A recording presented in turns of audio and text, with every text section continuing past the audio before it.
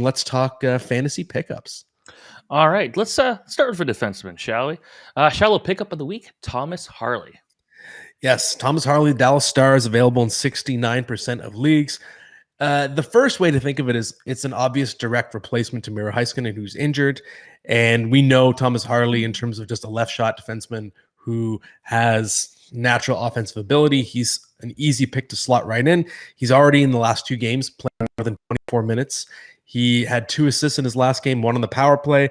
He was already hot as well. It's not like he's just coming in and only succeeding because he's getting this opportunity.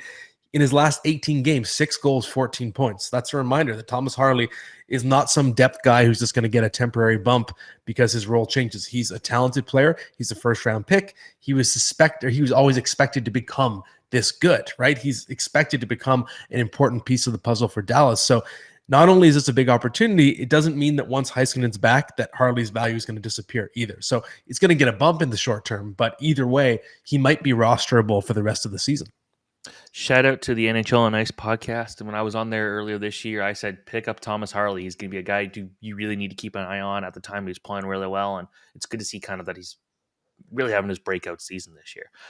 A guy that I am always scared to pick up because of his injury concerns, and that's Max Pacioretty, this week's medium pickup. Yes, he's available in 70% of Yahoo leagues.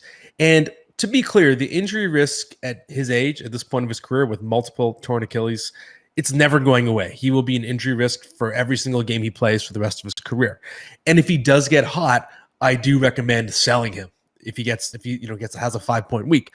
But 91 points in his previous 92 games spread across 3 very short seasons, but going into the season, we still know how effective he can be. And to me, it's someone that once he gets his rhythm, if he is healthy, he's going to help you. So he's right now on the second line, on the second power play unit. I do think he'll get a look on the top power play unit soon enough, just based on his skill set, his goal scoring ability. And I think he will be an asset pretty soon in the goals and shots categories. He might need a few more games. If you're adding him in a medium league, or especially in a shallow league, it's going to be for your bench for now. But hopefully he can find some magic, and I think he will be productive for a stretch, and that's when you should probably trade him. I think people kind of forget, and me myself sometimes too, that he was one of the best goal scorers in the NHL for a while when he was in the Montreal Canadiens, a team that he didn't have a whole lot to work with for a long time there. So I think that, they're trying to think who his centers would have been. It was that's the Saku Koivu era. So I don't know. It's Thomas Plekanec, or there's a few other that would have been around that time. He had to do a lot there. Yeah, he had to do a lot for that team. So I think it's easy to forget that when you haven't played as much. But if he's healthy, we'll see what happens. This one is a very interesting one, and that's a deep league pickup, Trent Frederick of the Boston Bruins, who I didn't realize his numbers have been this good this year. Yeah, me neither. And admittedly, this is sort of the pickup I don't normally make. I don't love the reactive point chasing pick for a player who isn't necessarily going to sustain it. But eventually, when someone's doing it for so long, you have to sort of pay attention and say, okay, we got to just see where this goes. So Trent Frederick, usually known as an agitator, available in 94% of leagues. He's only playing on the third line, a little bit of power play too, but he's got 5 goals in his last 4 games. So he's hot right now, and it's possible this continues for a little while if he's really feeling it. So this could be a player, especially in a head-to-head league, who could help you win a week. I don't know if he's going to sustain it, again, because he's playing in the bottom 6. He's shooting 22% in terms of his efficiency. That's not sustainable. So the lease has to be very short. It's one of those, you pick him up. If he goes pointless for 2 games, you drop him. But maybe he keeps this going, and if he continues to play well enough, he might get promoted to a second line role or maybe some power play one time. So it's a wait and see. I wouldn't pick him up in anything other than a big, deep league for now.